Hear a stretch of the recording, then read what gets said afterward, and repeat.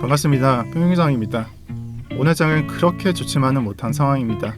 비트는 잭슨홀 당시 가격을 터치한 상태이며 이 매물대를 이탈한다면 5% 정도는 추가 조정이 나올 수 있는 구간이라서 매매하기가 쉽지는 않으실 겁니다.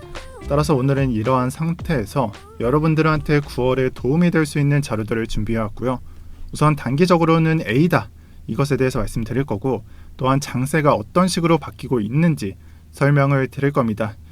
우선 영상을 시작하기 전에 비트코인은 내렸는데 알트코인의 가격이 하락하지 않는 것이 이해가 안 되시는 분들은 이 비트코인 도미넌스가 내려오기 때문이라고 말씀을 드리고 싶습니다.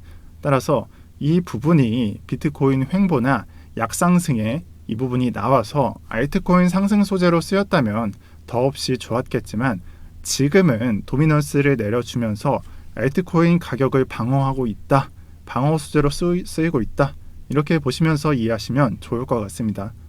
앞으로 내일이면 9월 1일이면서 에이다의 하드포크 테스트넷이 적용되는 날이기도 합니다. 이 테스트넷은 우리가 본 업데이트를 적용하기 전에 오류들을 잡고 과부하가 없는지 테스트를 한다. 그래서 테스트넷 이렇게 보시면 되는 겁니다.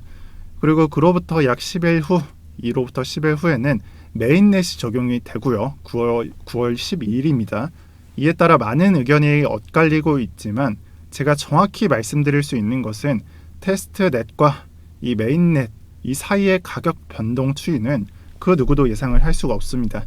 심지어 이더리움은 런던 하드포크 이 메인넷이 적용된 이후에도 추가 상승이 나온 점을 생각해 본다면 테스트넷의 가격 변동을 예상한다는 것은 아마 동정 던지기 이것에 불과함을 말씀드리겠습니다. 50대 50으로 볼 수 있다 이거예요. 그래서 과거 저는 이 메인넷 직전에 9월 10일 이전에 매도한다고 말씀을 드렸었습니다. 지금 현재는 절반 이상 비중을 매도한 상태이며 평단은 여러분들한테 영상으로 추천을 공유해 드린 것처럼 1000원대 중반입니다. 저는 여기서 에이다의 과거 하드포크를 좀 보려고 합니다. 그래서 이 과거에 있었던 하드포크로 인한 상승은 꽤나 큰 상승률을 기록했으며 그때마다 항상 동반됐던 것은 그 직후에 약세와 조정장이 되겠습니다. 셸리가 그렇고 메리가 이때죠. 상승이 나왔고 그 다음에 약세와 조정을 밟았습니다. 그래서 이런 과거 이력을 보았을 때에는 이 하드포크 이후 장에 대해서는 조정에 대해서 생각을 해봐야 한다 이렇게 생각을 하고, 셸리보다 메리처럼 조용히 올려놨다가 조정이 진행되지 않을까 싶고요. 이 조정 이후 횡보하다가 다시 올려놓는 것까지 생각을 하면서 하반기 마지막 매도 타점으로 가져가 보려고 합니다. 그래서 이 횡보 기간은 잘 모르겠으나 경우에 따라서는 장기 전략이 될 수 있다 이렇게 말씀을 드릴 거고요. 여기서 제 예상 외에 이더리움처럼 이 런던 하드포크 이후에 추가 상승에 대한 것은 과감하게 버리고 접근하도록 하겠습니다. 따라서 에이다의 경우에는 이 본 하드포크 메인넷이 적용되는 9월 12일 이전에 매도를 할 예정이고 이것을 참고 부탁드리겠습니다. 그 다음은 이더리움이며 400만 원대를 쉽게 돌파해주지 못하고 있습니다. 그렇다고 조정 또한 크게 나오고 있지 않아 당황스러우시겠지만 장기적으로 보유하시면 크게 안 흔들릴 코인이다 이렇게 말씀을 드렸습니다. 저는 이러한 이더와 에이다와 같은 초메이저권 코인들의 수급이 하반기에는 어디론가 향할 수 있다라고 말씀을 드렸었고, 그리고 조심스럽게 예측을 했던 건 아직까지 전고를 향한 시도가 리플 쪽에서는 안 나오고 있고, 이 통곡의 1600원 벽 이게 법적 문제가 기가 막히게 걸리고 있다라고 보고 있습니다. 그래서 리플만큼은 차트로는 해석할 수 없을 것 같다. 이게 제 해설이고요.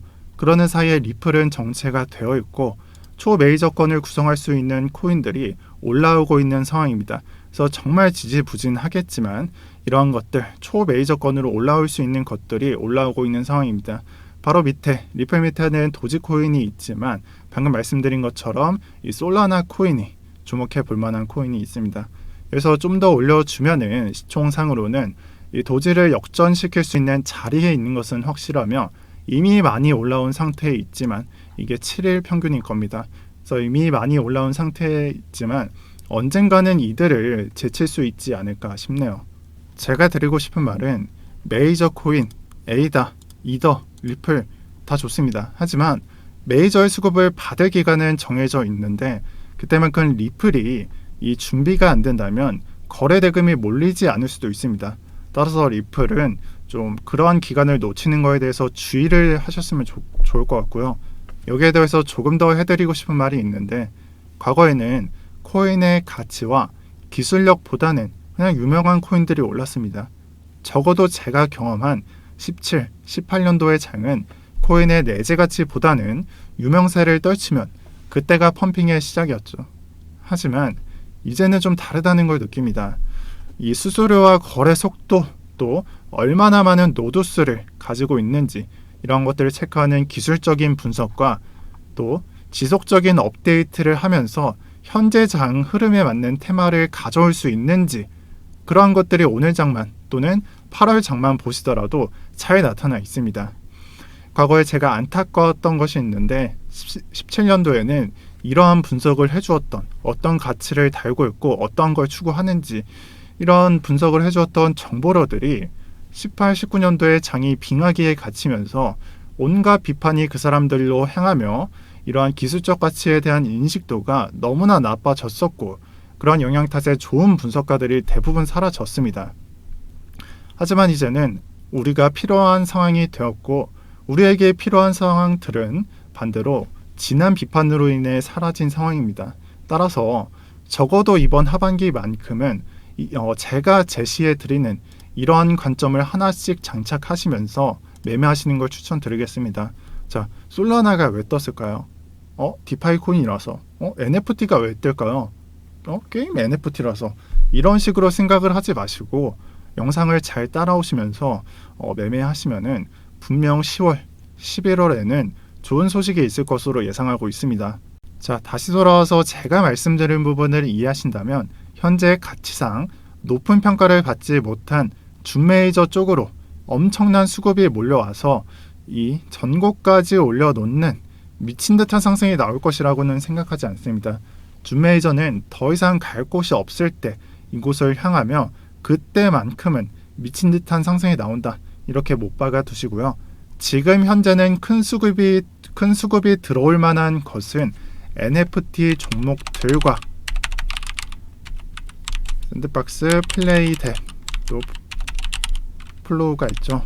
이러한 NFT 종목들과 또 디파이 종목들, 어제 말씀드린 디파이 종목들, 또 덱스류, 체인형 코인들, 체인유에는 코스모스와 폴카닷이 있죠. 이러한 것들이 있습니다. 큰 수급이 들어올 만한 것은 NFT, 디파이, 덱스류, 체인형 코인들 이렇게 정리를 해주시고 오늘은 폴카닷보다는 코스모스가 먼저 가주는 모습이고요. 하지만 폴카닷도 이 체인 형식이니까 같이 움직일 겁니다.